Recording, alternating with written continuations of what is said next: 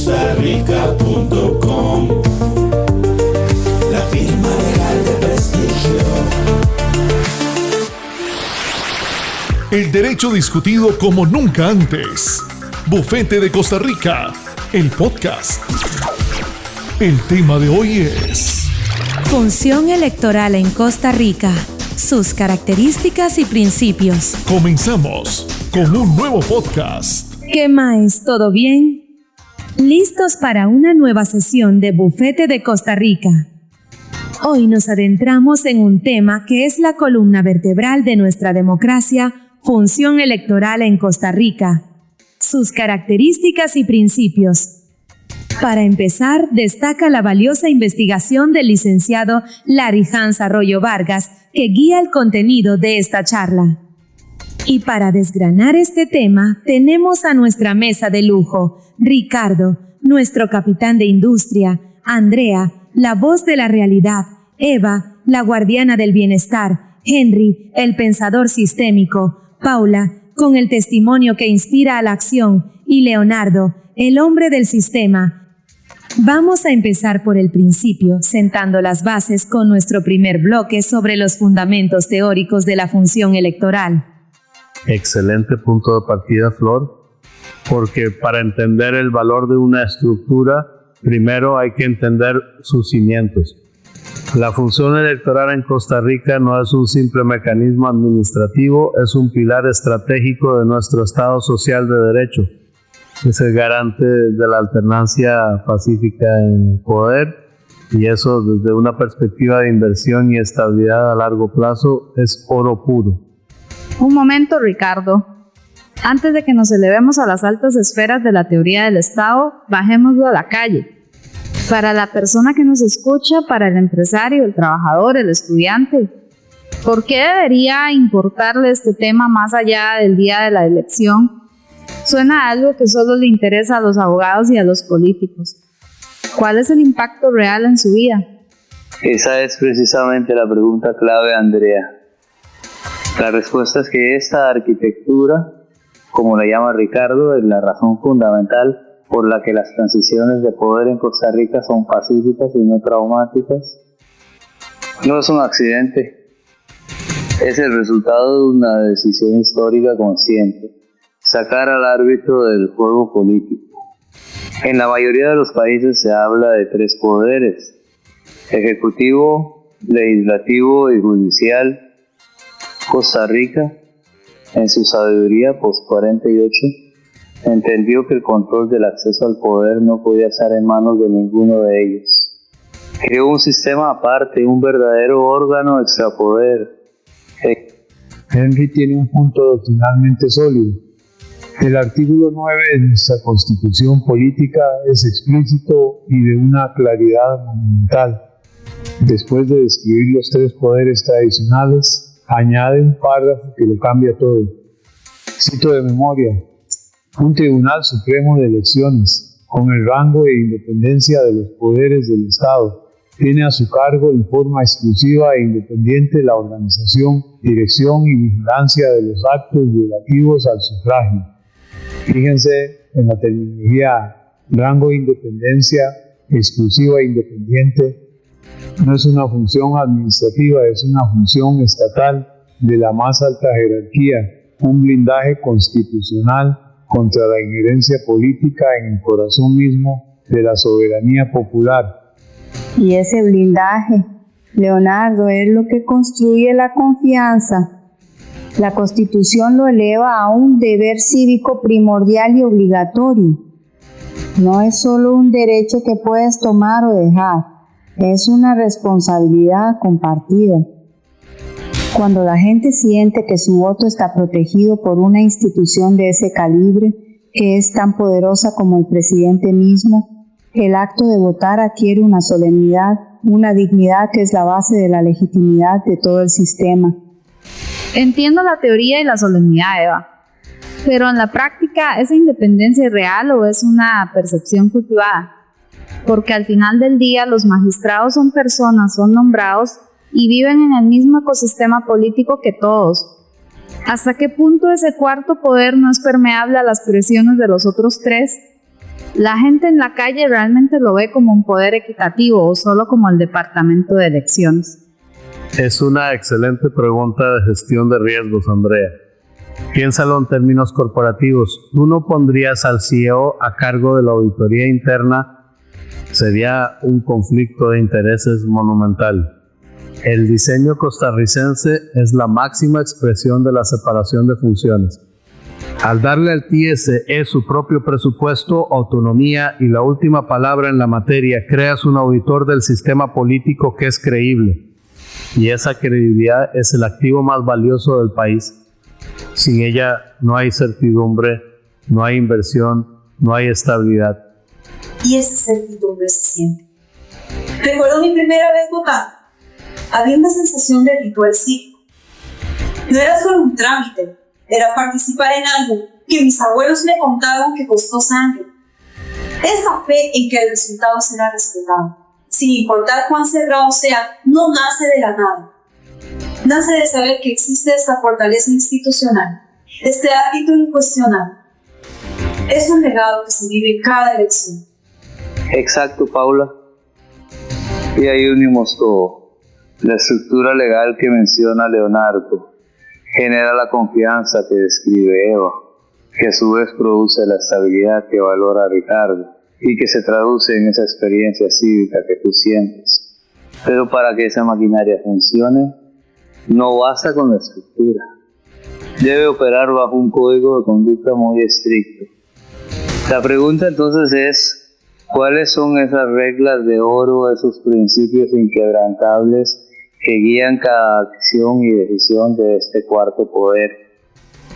Por supuesto, Henry. El sistema se sostiene sobre pilares normativos muy claros. El primero y más fundamental es el principio de legalidad y certeza jurídica. Todo, absolutamente todo, debe estar en la ley y las reglas del juego deben ser claras y estables. Por eso nuestra Constitución prohíbe reformar la legislación electoral 6 meses antes de una elección. Es un cerrojo contra la manipulación oportunista. Exacto, Leonardo. La certeza jurídica es la base de la confianza. En el mundo de los negocios, no puedes cambiar las reglas a mitad de la partida. Ese cerrojo de 6 meses es una garantía de estabilidad que se traduce directamente en confianza para los actores económicos. Sabemos que el proceso será predecible y no estará sujeto a los caprichos del poder de turno. Predecible sí, pero hablemos de otro principio: igualdad y universalidad. Un ciudadano, un voto. Suena perfecto en el papel, pero ¿es realmente igual el voto de una persona en una zona rural sin acceso a internet, bombardeada por desinformación, que el de alguien en el centro del país con todos los recursos para informarse? La universalidad del derecho es una cosa, la igualdad de condiciones para ejercerlo es otra muy distinta. Y para atender esa brecha que mencionas, Andrea, existe un principio que a mí me parece fundamental, el pro participationis. Significa que ante la duda en la interpretación de una norma, el tribunal siempre debe optar por la que facilite y maximice la participación, no la que la restringa. Es un principio humanista que busca activamente incluir, remover obstáculos y asegurar que la mayor cantidad de voces puedan ser escuchadas. Es fascinante ver cómo estos principios no son solo teoría abstracta, son cicatrices. Cada uno de ellos, desde la certeza de Leonardo hasta el pro-participación de Eva, es una respuesta a una herida del pasado, a un intento de fraude, a una exclusión, a una crisis. No nacieron de un vacío académico, fueron forjados en el fuego de nuestra propia historia. Precisamente, Henry, el camino fue gradual y conflictivo. Las primeras constituciones del siglo XIX establecieron un sufragio indirecto y censitario, es decir, para votar o ser electo necesitabas un cierto nivel de renta o propiedad. La Constitución de 1844 introduce el voto directo, pero mantiene esas barreras económicas. O SCA, seamos claros, La democracia era un club exclusivo para una élite masculina con dinero. El resto de la población era espectadora. Por más que lo vistamos de historia patria, era un sistema profundamente excluyente. Cierto, Andrea, pero fue un primer paso en la construcción de una cultura institucional, incluso en ese sistema imperfecto. La elección de 1889 demostró algo crucial. La ciudadanía estaba dispuesta a defender el voto en la calle. Fue la primera señal de que el concepto de legitimidad a través de las urnas estaba echando raíces, aunque el sistema fuera frágil. Y esa fragilidad tenía un rostro humano. Pensar que mis bisabuelos, que trabajaron la tierra y construyeron este país, no tenían voz ni voto. El derecho que hoy ejercemos tan fácilmente fue un privilegio negado a generaciones enteras. Es que la lucha por el sufragio es una lucha por la dignidad. Cada ampliación, cada vez que se eliminaba un requisito de renta o se incluía a un nuevo grupo, era un reconocimiento de la humanidad plena de esas personas. Pero fue una conquista, no un regalo. Y cada paso se dio sobre un terreno de desconfianza hacia quien contaba los votos. Y ahí está el germen de la gran crisis. Teníamos una contradicción fundamental creciendo. Por un lado, una cultura cívica que valoraba cada vez más el voto, como en 1889. Pero por otro, la maquinaria que organizaba y contaba esos votos era parte del poder político y carecía de credibilidad. ¿Qué pasa cuando la fe del pueblo en el voto supera con creces la fe en el sistema que debe proteger? Pasa lo que pasó, la guerra civil más sangrienta de nuestra historia. El detonante fue la anulación de las elecciones por parte del Congreso. Traducido, los que tenían el poder no aceptaron el resultado de las urnas. La desconfianza explotó en violencia. Mis abuelos siempre hablaban de eso. No como un hecho histórico, sino como el tiempo en que los vecinos dejaron de hablarse, en que el miedo era el pan de cada día. Todo por la falta de un árbitro en el que todos pudieran confiar. El costo humano de esa desconfianza fue inmenso. Desde una perspectiva de gestión fue el colapso total. Un fallo sistémico catastrófico. La respuesta, y aquí está la genialidad costarricense, no fue un parche. Fue una inversión estratégica de altísimo nivel. Crear una institución tan poderosa e independiente que hiciera impensable volver a ese escenario. La creación del TCE y fue la póliza de seguro más importante que ha comprado este país. Correcto. La Junta Fundadora y la Asamblea Constituyente del 49 no reformaron el sistema, lo refundaron. Tomaron el Tribunal Nacional Electoral de 1946 como base y lo catapultaron a un rango constitucional sin precedentes. Le dieron jerarquía de poder, independencia absoluta. Fue una solución estructural, no cosmética. Esa es la clave. La refundación institucional no se trató de mejorar lo que había, sino de construir algo radicalmente nuevo para resolver la falla sistémica de raíz. Quedamos un guardián incorruptible del sufragio. La pregunta que surge entonces es, una vez creada esta poderosa entidad en el papel, ¿cómo se consolidó en la práctica y se adaptó a los nuevos tiempos? La consolidación fue metódica y deliberada. En las primeras décadas, de los 50 a los 70, el TCE se dedicó a construir su esqueleto. El Código Electoral de 1952 fue la columna vertebral por más de medio siglo, y la Reforma Constitucional de 1975 fue la que grabó en piedra su estatus, dándole explícitamente el rango e independencia de los poderes del Estado. Fue un proceso de blindaje progresivo. Y no solo blindaje, también de innovación en las reglas del juego. La introducción de la contribución estatal a los partidos en 1956 fue una jugada maestra adelantada a su tiempo.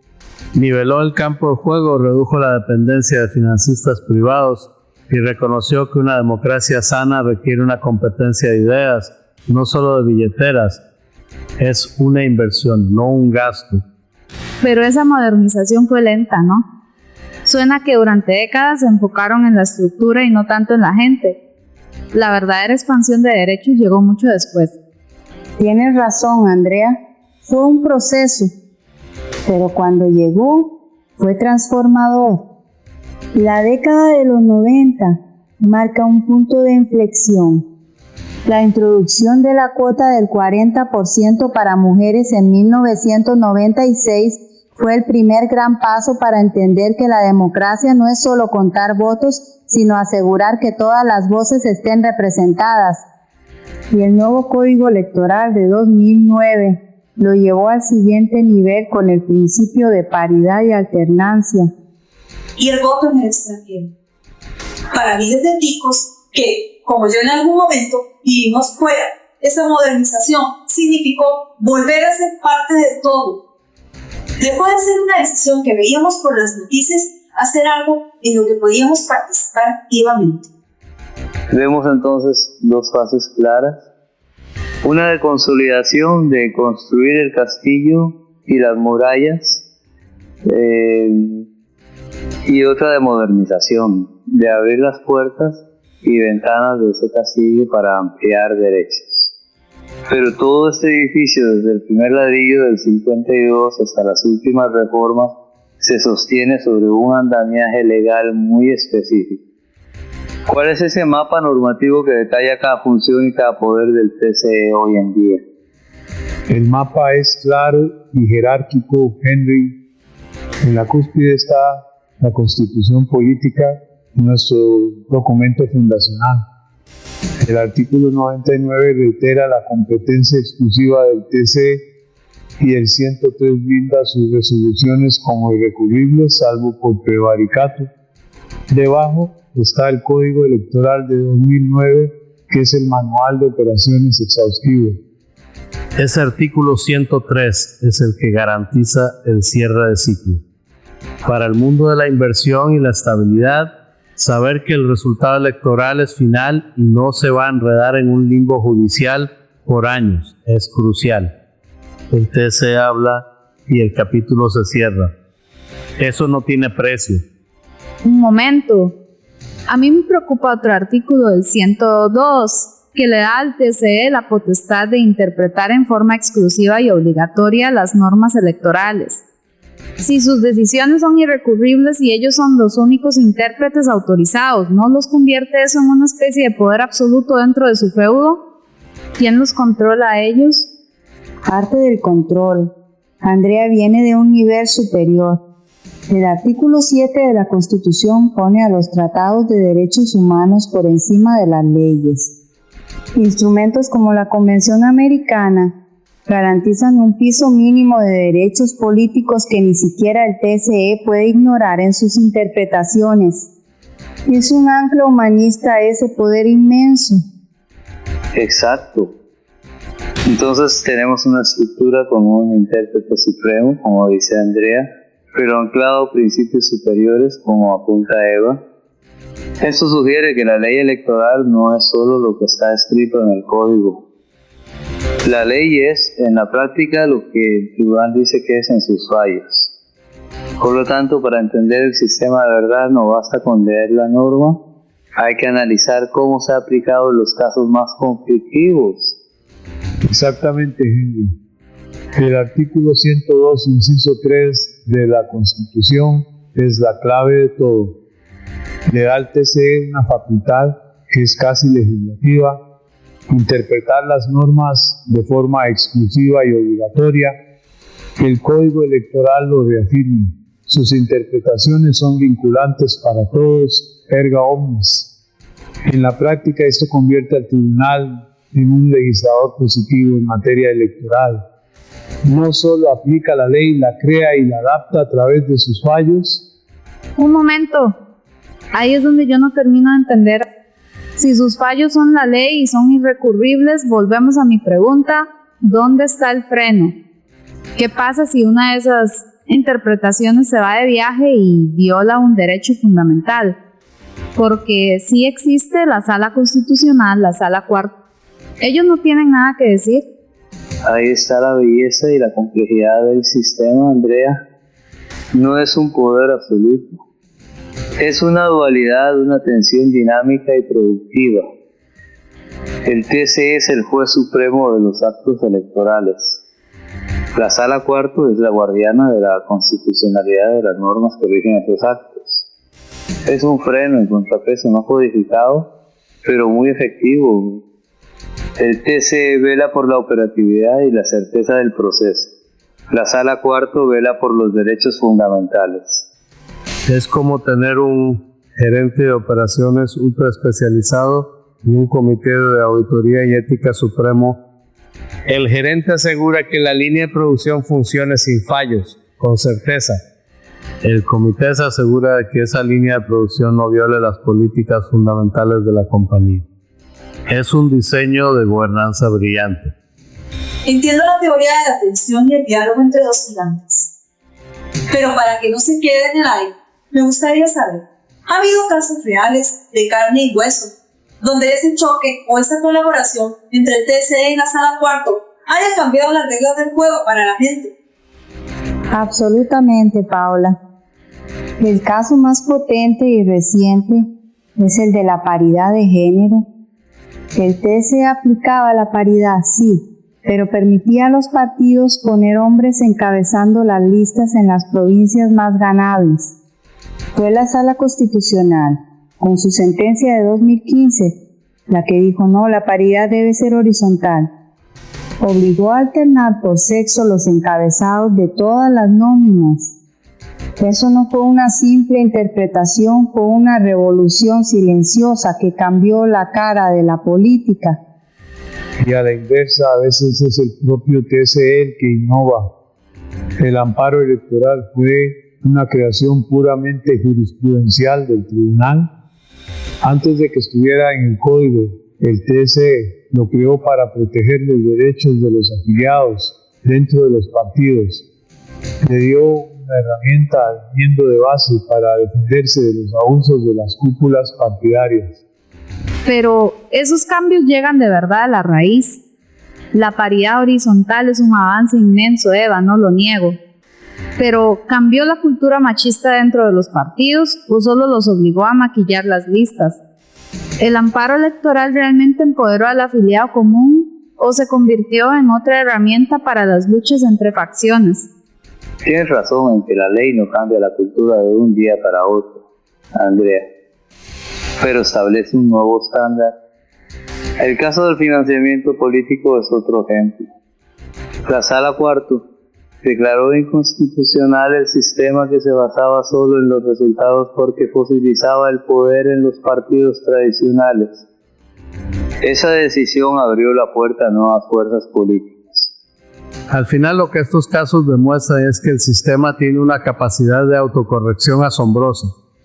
Esta tensión entre el TSE y la Sala Constitucional no es una debilidad, es el motor de la evolución de nuestro derecho electoral. Es un diálogo institucional que, aunque a veces conflictivo, ha fortalecido consistentemente la democracia y la ha hecho más inclusiva. Impresionante. Hemos hecho un viaje increíble por la columna vertebral de nuestra democracia.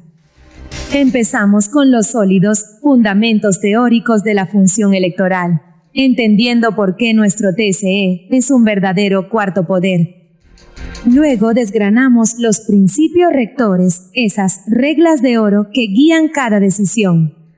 Viajamos por la evolución histórica, desde un sistema excluyente hasta la catarsis de la crisis de 1948 y la refundación institucional que nos definió. Analizamos los períodos de consolidación y modernización, viendo cómo el sistema primero se blindó y luego se expandió. Vimos el marco normativo, el esqueleto legal que lo sostiene y finalmente el corazón que lo hace latir, el análisis jurisprudencial y los casos paradigmáticos que han moldeado la democracia que hoy conocemos. Paula, una última reflexión para nuestra audiencia. Que todo esto que hablamos, cada artículo y cada sentencia, Al final se trata de una sola cosa: proteger ese momento sagrado en que un ciudadano, solo con su cédula y su conciencia, decide el futuro de todos. Y eso vale la pena entenderlo y aprenderlo. No se vayan porque justo ahora escucharemos la opinión en vivo del licenciado Arroyo. Y con ustedes, la opinión del licenciado Arroyo.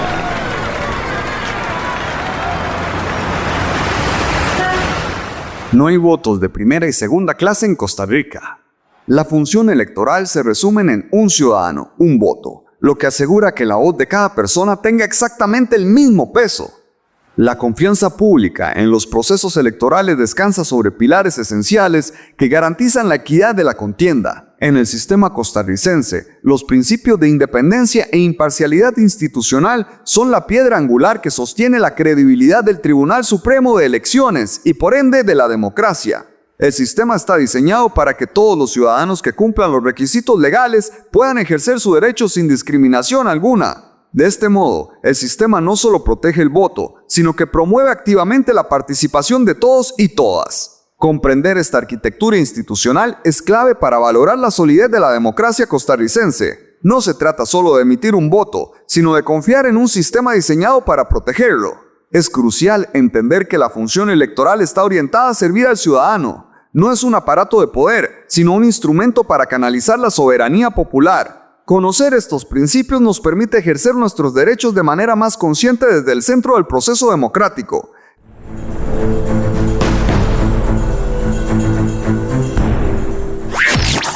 Esto ha sido todo por hoy. Hasta la próxima emisión de Bufete de Costa Rica. Bufete de Costa Rica, el podcast. Visítenos en www.bufetedecostarrica.com.